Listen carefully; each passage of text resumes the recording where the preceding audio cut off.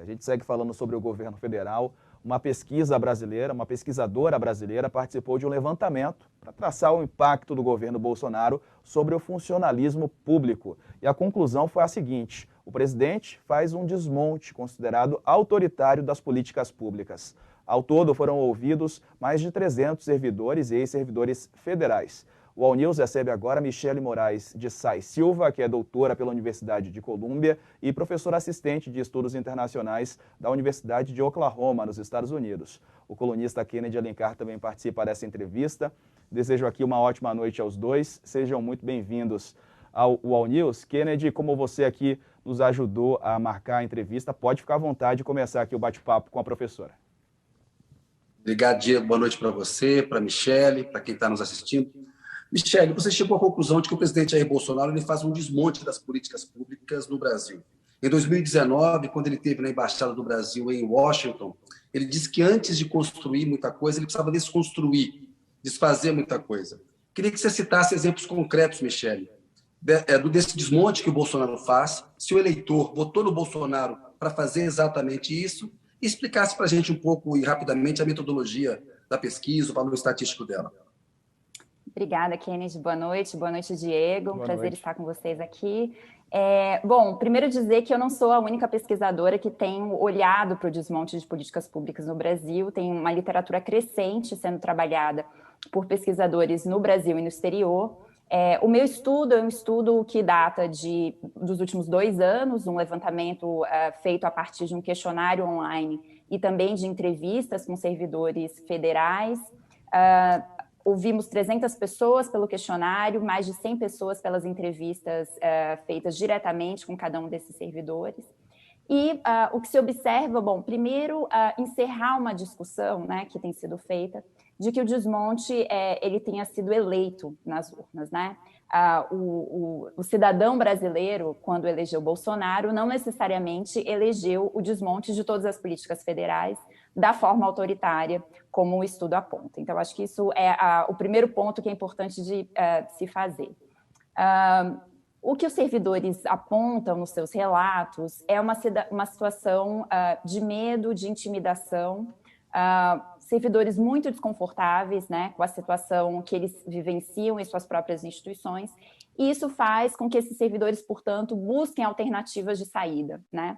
A gente tem, por exemplo, dados que revelam a redução da máquina estatal nos últimos anos, teoricamente por conta de aposentadorias, mas o que meu estudo aponta e todos os dados revelam é que não só são os servidores aposentados que estão saindo do governo federal. Você tem servidores utilizando várias estratégias de mudança de órgãos, estratégias de mudanças de cidade, alguns saindo do país em função, né, da situação de assédio que às vezes eles vivem nas suas próprias instituições. E isso é uma perda para a máquina estatal, uma perda para a política pública, porque, afinal de contas, o servidor público ele é um recurso importante da estrutura do Estado. Se a gente pensa em políticas públicas como o Bolsa Família, políticas públicas como a política de saúde universal do SUS, o próprio processo de vacinação, a gente tem o servidor público como sendo uma âncora importante desses processos.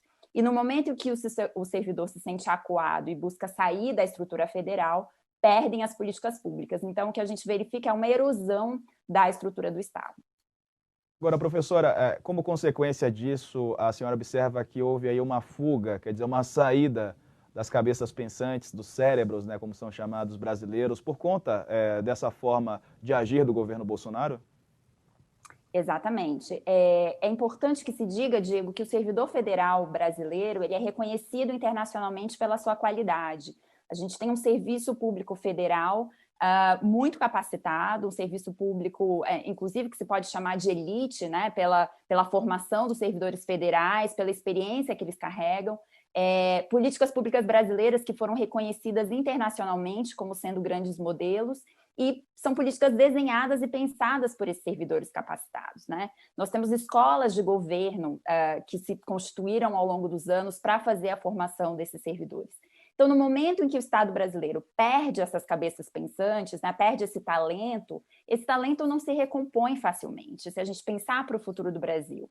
e como é que a gente vai reconstruir essa capacidade, essa reconstrução é um processo difícil, porque a gente perdeu realmente, e está perdendo ao longo dos tempos, pessoas talentosas que tinham experiência nas políticas com as quais elas trabalhavam e agora buscam outros rumos, seja outras carreiras, seja outros órgãos, outros lugares, porque elas buscam proteção para si mesmas.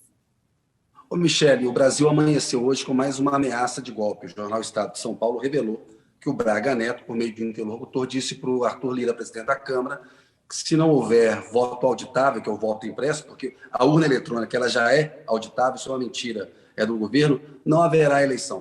O Ministério da Defesa foi pensado como uma política pública importante pós-ditadura, né? Se colocar ali um civil e para que o poder militar obedecesse ao poder civil.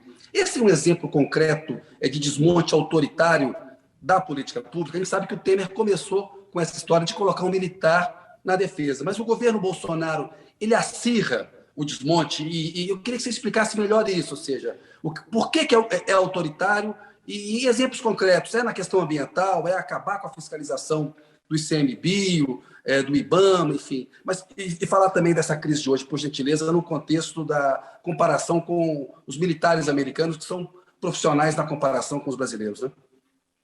Sim, para além do meu estudo, né, eu converso com o pessoal civil, né, os servidores civis, mas já há uma literatura crescente que fala da militarização da administração pública brasileira, né?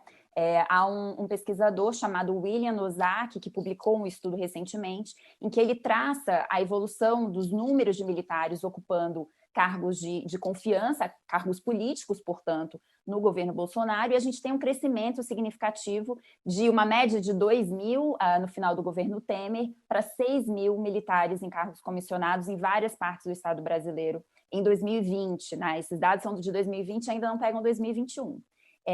Então, você tem uma situação em que os servidores civis se encontram intimidados, acuados e buscando sair da estrutura do Estado para se protegerem, se afastando das políticas nas quais eles possuem especialidade, e, por outro lado, um processo de militarização com 9, né, dos ministérios sendo liderados por militares. À época, quando a gente tinha no Ministério da Saúde, eram 10. Além dos militares ocupando vários cargos de confiança de maneira capilarizada na estrutura do Estado. Então, num processo, né, de militarização da estrutura brasileira, a gente tem algo, na verdade, que não se diferencia muito do que a gente tinha durante o regime militar brasileiro. E agora, dá para traçar aí um paralelo, uma comparação entre essa maneira de agir com os servidores públicos, funcionários públicos do Trump nos Estados Unidos com o governo Bolsonaro aqui no Brasil, professora? Claro. Olha, Diego, eu observei nos Estados Unidos um processo parecido com os servidores civis. Várias agências federais americanas perderam parte importante da sua força de trabalho em função de pessoas que pediram realmente para se afastar dos seus empregos porque não se dispunham a servir o governo Trump. Eu conheço alunos que não quiseram fazer os exames admissionais para a carreira de diplomata nos Estados Unidos porque não se dispunham a servir ao Trump. Então, você tem essa tendência, né, de não alinhamento, a gente pode traçar esse paralelo.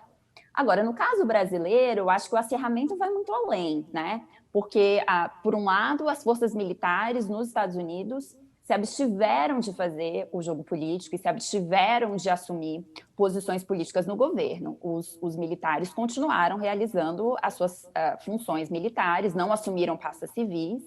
Há, obviamente, figuras conservadoras, representantes conservadores das Forças Armadas, mas eles se limitaram a opinar e a realizar suas funções militares. Não é o que acontece no Brasil. No Brasil, você tem, efetivamente, um crescimento do número de militares em funções que eram anteriormente ocupadas por civis. E me parece... claro, Kennedy. Michele, e os evangélicos também, que você citou que os militares estão ocupando postos chaves, mas também tem evangélicos em posições importantes nas repartições públicas, mudando políticas públicas, por caso da Damares, por exemplo, nessa área de direitos humanos? Sim, há agendas conservadoras importantes, né, para a base eleitoral do presidente Bolsonaro, e essa base evangélica está representada pela ministra Damares. que leva, portanto, uma mudança importante em políticas de direitos humanos e que caberia, né, dentro do registro do que a gente chama de desmonte de políticas públicas.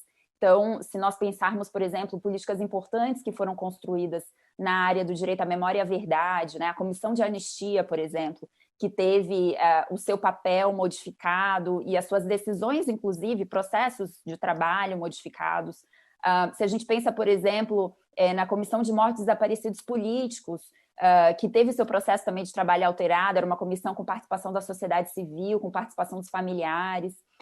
Então, a representação da base evangélica, quando ela entra, né, dentro da estrutura do Estado, ela gera reveses importantes na política pública brasileira, conforme ela havia sido construída nos últimos anos. Michele, nosso tempo está acabando aqui, mas é importante ouvir você a respeito de um ponto. O dito popular diz que é mais fácil destruir do que construir.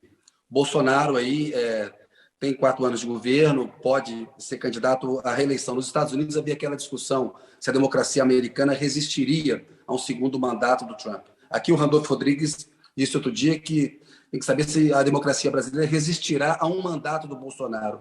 Se houver alternância de poder em 2022, se o povo brasileiro decidir eleger um outro político e tirar o Bolsonaro do poder, será possível reverter esses retrocessos, esse desmonte em 4 anos, ou é o que levará mais tempo do que um mandato presidencial?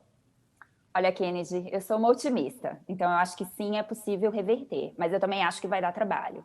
Acho que vai dar trabalho porque a gente tem uma reforma administrativa sendo tramitada e sendo discutida, e é possível que ela aconteça. Uma vez aprovada a reforma administrativa, vai ser muito difícil atrair talentos para o serviço público brasileiro.